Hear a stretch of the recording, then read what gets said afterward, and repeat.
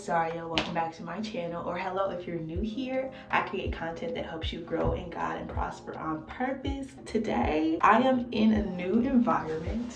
This is my bathroom in my new apartment. And this past week, I've just been looking over my life and seeing how far God has brought me. Just a couple months ago, I was so depressed. I didn't want to be alive. I had to quit my 9-to-5 because I was not able to get out of my bed. I was feeling so confused about who I was and why I was here. And I felt a whole bunch of other things that I won't even get into. I was just in a very bad place. And now I just feel so free. I feel like I'm finally on the path to destiny. I feel like I'm finally walking in the power of God. And that was all because I stopped suffering in silence back in 2016. And I started listening. I've seen that my life has been a sequence of me stopping something and starting something else. And so in 2016, I stopped suffering in silence and started prayer journaling because I listened to the nudge that I needed to bring my pain to the healer, that I needed to stop holding in my pain and sharing it with someone.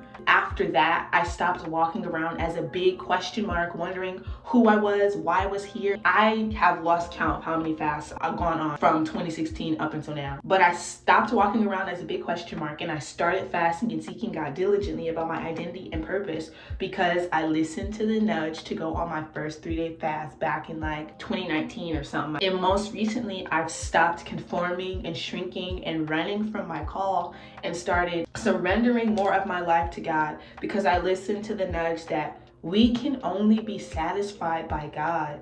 And that if you're gonna say out of your mouth that you're a child of God, you have to stop compromising. You either live a life that reflects God or you do not. There's no in between. My life consistently gets better and better the more I surrender, control, and conform my life to the image of Christ. And notice that I didn't say the more money I get or the more influence that I get. I'm unemployed, I'm single, I have a degree that I'm not using. So in the world's eyes, I am a failure. I'm probably at the lowest point that I could be, but I feel the best I ever have because I have God. Fame and fortune and money and like the things that most people would like out of life is not gonna fulfill you. It's not gonna make you feel good about yourself. It's not going to do anything for you internally. And I think that the world is in the state that it's in because most of us suffer in silence, but chase money and influence. Like, think of all the celebrities that have committed suicide or overdosed. Billie Eilish even said out of her own mouth in an interview that her and all the artists that she knows are sad.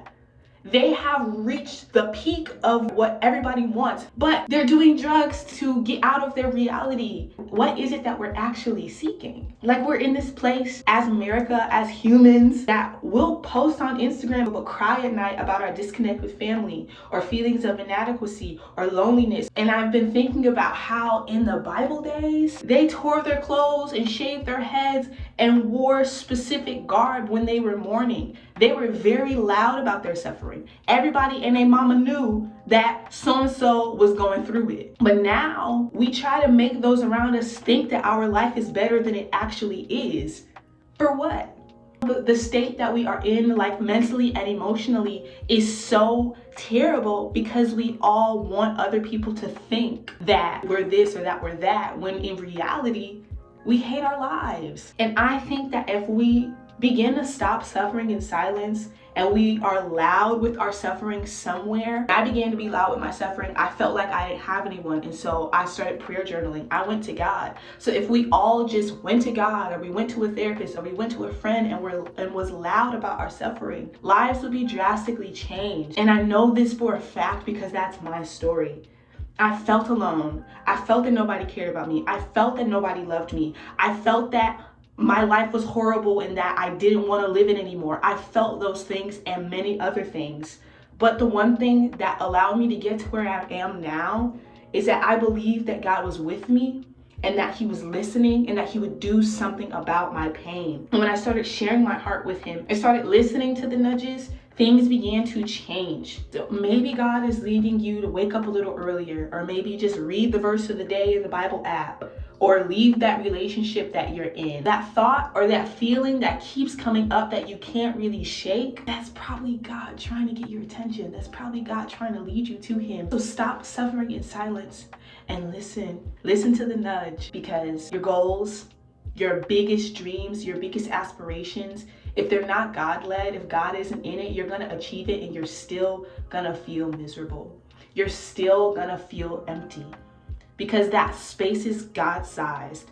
We were created to worship God. We were created to be vessels that God uses. I promise you, if you just keep on listening to those nudges, and you add in reading your Bible, and you add in prayer, it's over. I'm a living witness to that. I am walking in it, and I will never lead you astray. Not purposefully, anyway. Also, I will be uploading on Saturdays now. I love y'all, and I'll see y'all next time.